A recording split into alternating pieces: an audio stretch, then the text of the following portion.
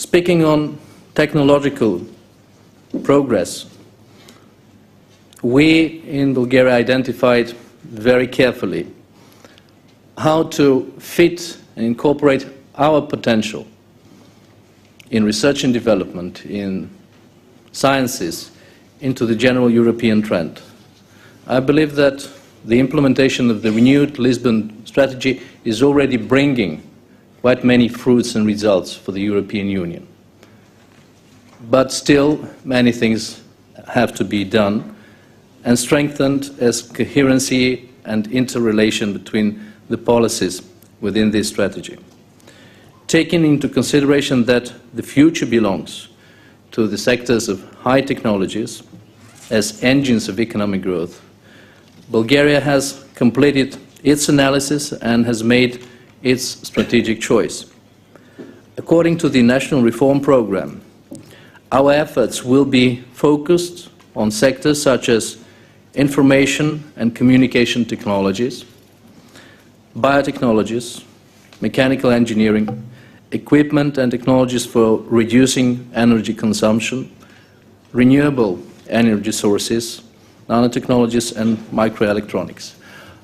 This is not simply a wishful thinking, as it might look, but these ideas are based on quite a careful analysis of the traditional potential of my country and the ability to develop these sectors in the society within the European community.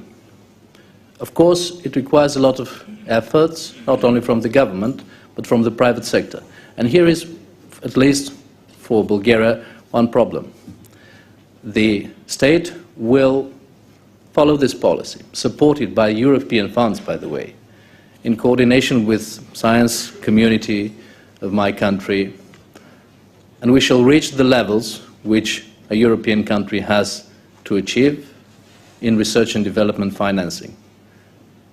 But there is a problem that still the business community is not so much linked to the technological centers, the universities, and this linkage between fundamental science, between research and innovation is still very weak.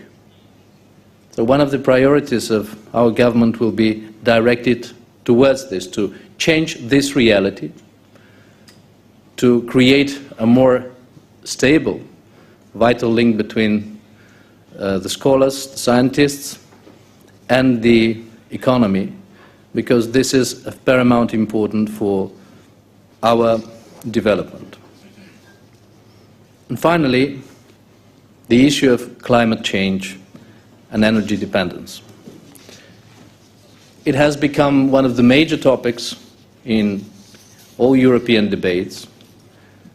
We all acknowledge that currently the European Union dependence on energy import is estimated to approximately 50%, and if necessary measures are not pursued on time, this level can reach by 2020 about 65%. Of course, such a dependency always creates challenges for stable economic development and for energy independence of the whole European Union. Thus, this is why I'm very glad that since last year, finally in the European Union, a real discussion started on common European energy policy. And we can already face the first results, especially in the spring summit of the European Council. The decision to aim at, by 2020, to aim at 20% of renewable energy sources is something of great importance. Of course, it has to be very carefully debated and discussed between every individual country, taking into consideration the climate realities in a country, the water resources, and all other potential sources of renewables. And naturally, every state in the European Union has to focus and develop its own policy of renewable sources. The other element is increased energy efficiency, and this is part of the policy which Bulgaria is now following, because When I mentioned dependence on energy import, it is very much true, especially for my country, because we are importing more than 70% of the necessary primary energy resources, for which Bulgaria is spending 20% of the GDP every year. And we are facing this reality, that the economy which was developed before in my country in 1970s, 1980s, was not caring about energy efficiency at all, which is making us now much less competitive than we could have been. And this is why one of the lines of policies of the government is in this direction. I already mentioned the optimal use of local and renewable energy resources, and Bulgaria will continue the development of this type of energy.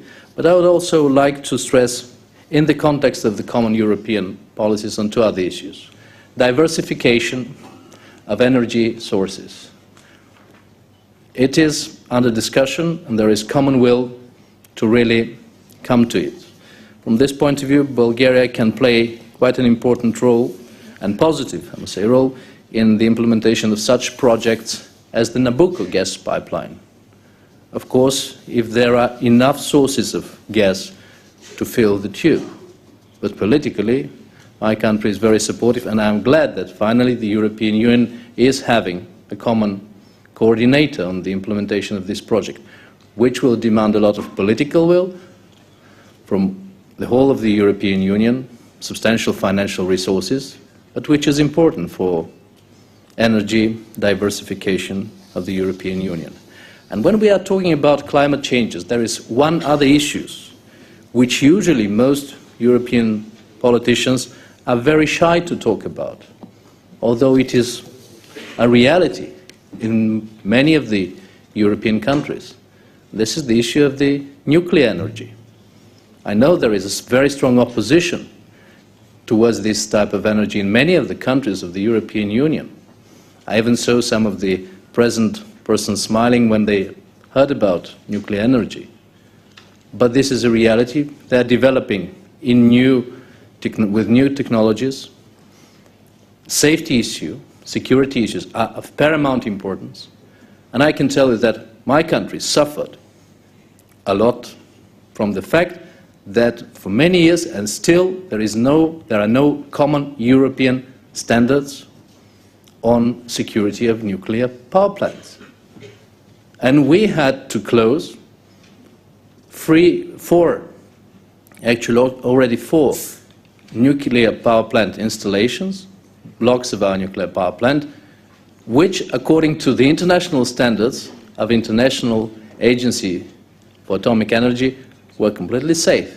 But some of the countries in the European Union said, well, it is not enough from our point of view as Europeans.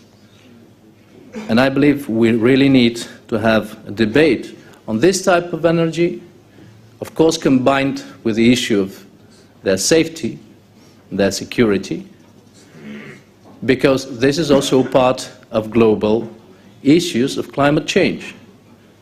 And even if Europe for itself reaches our 20% renewables, but no one else around the world, the United States, China, or India, or many other growing producers, won't do it, we are still in the same situation of global warming, of climate change, which will affect us anyway.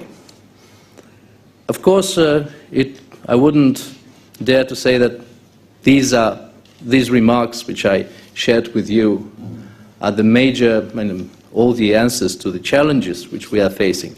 But basically, I would like simply to stress in the end, and of course wait for the comments and questions from the members of this forum, that until now, the cohesion policy has proved to be an effective instrument. It is still a very important instrument for cohesion in the European Union, especially in the enlarged European Union. Because cohesion and solidarity are in the very core of the European idea, of the European mentality, and way of acting. It has to be preserved as an attitude and major purpose of the cohesion policy. And at the same time, of course, our traditional cohesion policies have to adjust and adapt to the new challenges and realities. So it's a very delicate balance and combination of instruments. And I believe that our forum will be an interesting exchange of views, ideas, proposals for how to achieve this common result. And I wish all of you a very interesting discussion and good luck. Thank you.